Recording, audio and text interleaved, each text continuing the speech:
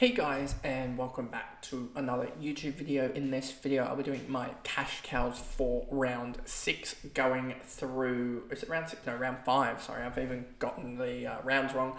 Going through the players that have a really good break. Even one of them is the most obvious trade in that you will see, I reckon, this whole season. Like we said with Thomas, there was a little bit of role uncertainty. I think Closey's not going to have that, so I think it's going to be role scoring. That's not a problem, I don't think, with Closey comparatively to Harvey Thomas, and so we'll get into that, etc., and all the other guys. And then so that'll be this video, and then you'll have the trade targets video that'll be recorded right after it, both released on the Wednesday, obviously. And they will. I will leave out, obviously, as I always do, the guys discussed in the cash cows for when we do the trade target segment. But before we get into this video, remember to like and subscribe, turn the notification bell on so you know when I upload, and let's get into this video. So first of all, you can see Closey number 1 for break even. He's got a -22 break even. He is currently one of the guys that I'm trading in no matter what. He just seems the obvious pick, and that's because he's got a -22 break even. And you look at this projection. A 64 gets him 66k, another 64 gets him 64k, and then a 64 again gets him 53k. I wouldn't be surprised if he pops another big score, because that's how we looked at Gold Coast wingers. I think last year Rory Atkin had sort of this wing-ish role, and he did really well. And Closey as well scored 95 on 8 marks and 2 tackles. And the good thing about him is he's playing at home against the Hawks, and so we'll see that. And then I also just want to bring up DFS, because I think this will be a good thing to look at. And then we go to, it would be defense first position, and then we're going to look at the Hawks. I just want to look, because watch this be completely what I don't want. Hawks are -1, that's not really. And then Hawks as well here are +0.5, so they're still a good matchup for the wingers, so that's a really good thing. Then we go to the Swans, and you see the Swans -2, that's not too bad. And then the next one is the Eagles. The Eagles are obviously going to be positive because they're positive, and look at that for the Eagles, +19 for the Eagles, which is huge in terms of scoring. So they give away a lot to the wingers, which is good. And that makes sense because they like to dump it in a lot, and then it just can get cleared out through the sides. So yeah, I'm confident that he will score well there. So there's that. And so now we go back to the next person in. It's Charlie Comben. I reckon he will be another good trade in. 387k is a little bit more expensive, more of a super coach trade in than a fantasy trade in, and that'll be next week.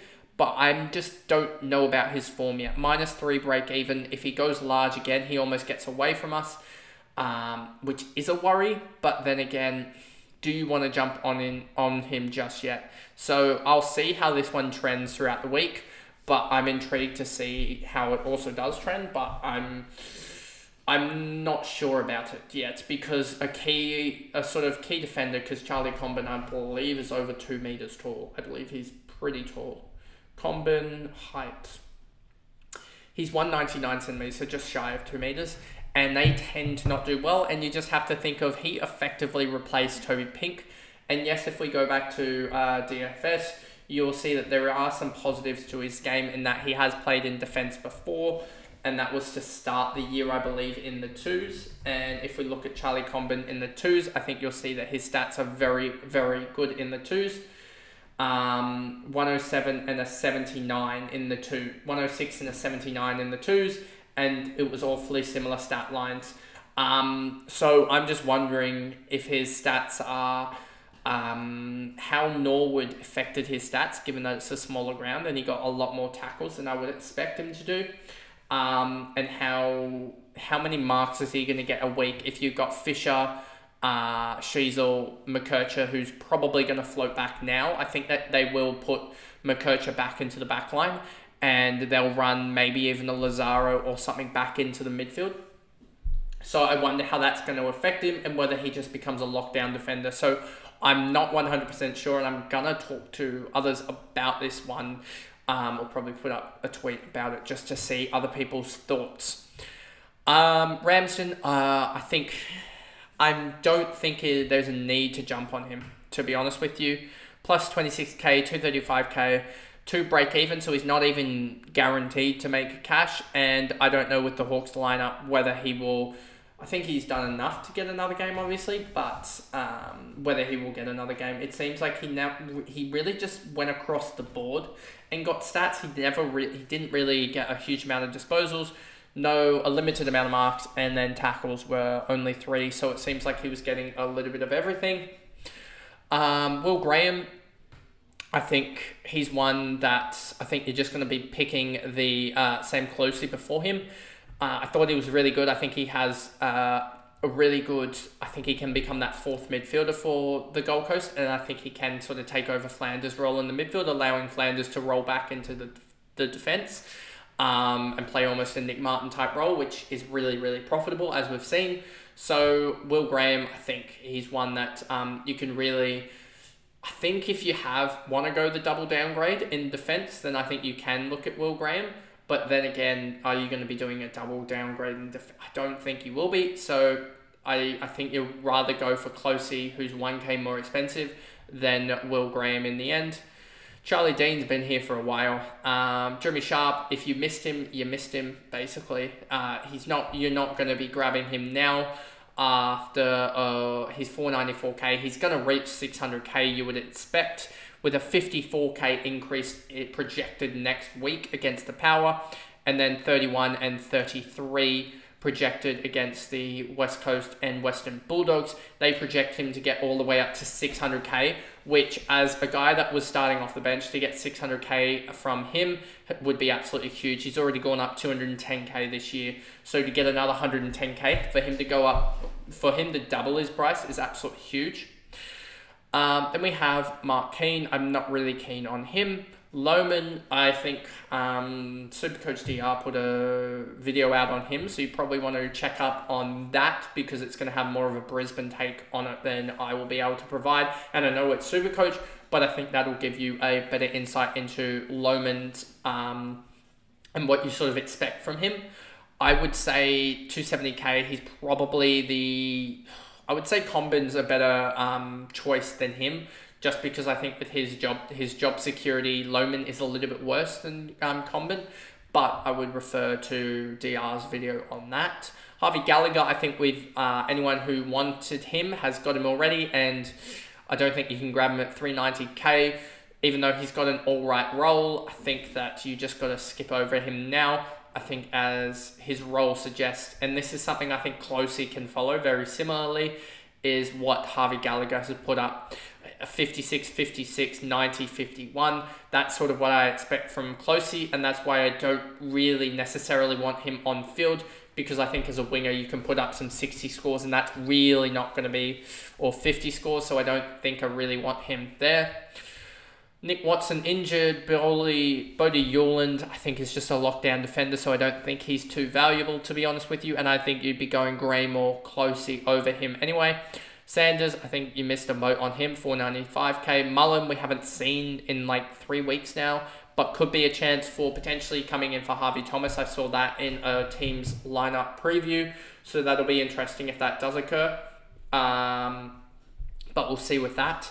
Manor, I don't think will come back now that Gary Rowan is available, and it's a very good chance that I have potentially a couple of red dots from Geelong. I kind of expect Ollie Dempsey not to get dropped just because of his performance at the moment. I don't expect him to get dropped from that. But when you look at the the Geelong forward line, it looks very, very stacked. So it will be hard to... so I don't know what they're going to do, honestly. But I do think Jai Clark is a massive potential out. Just looking at their forward line, you've got Close, Stengel, Hawkins, Cameron, Myers, Henry. And then you have... and so, yeah, even Ollie Dempsey's on the wing. So, lined up on the wing. So, I don't even think that Gary Rowan coming back will impact that necessarily. Especially with Tui in a moon boot on like Monday. So, I don't think that'll be a worry. And I don't even think... Has Brad Close hasn't even had the greatest start to the year, to be honest with you.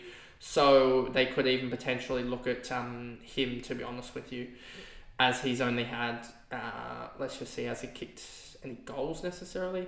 1 goal per game isn't necessarily the greatest, and so they could look at Gary Rowan there. Sean Manor, I expect to get a game sometime soon, but we'll see when he does, as he should be back into the fold sometime. But with Gary Rowan returning, Dangerfield returning, you almost want to get out of these Gold Coast rookies at the moment, other than probably Dempsey. So there is a chance that Closey is actually exchanged for Clark, but we'll wait and see on that one.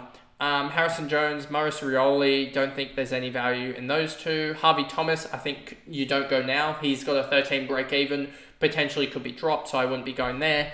Darcy Wilson, he had a really good game fantasy-wise, butchered it with the ball, but he was decent. Leah Fowles heading into his bye.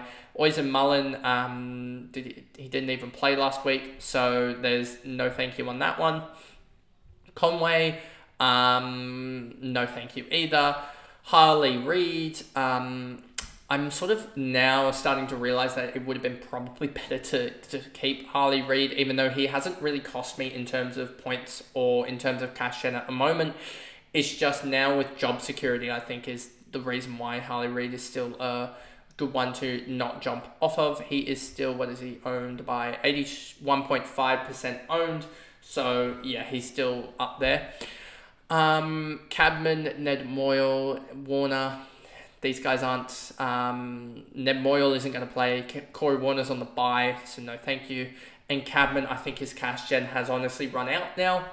Seth Campbell is going really well. Harry Barnett, I don't think anyone should be owning. And then we start to get into the sort of guys that haven't played. So to be honest with you, that probably is the video there. I want to keep it short as well, as the light is fading and it's getting worse and worse. So I want to keep these videos short for you guys, so the picture doesn't look terribly good at the moment, I can see. So we'll keep them short and sweet. So anyway, that is the video, and I'll see you guys in the trade targets video. Bye guys.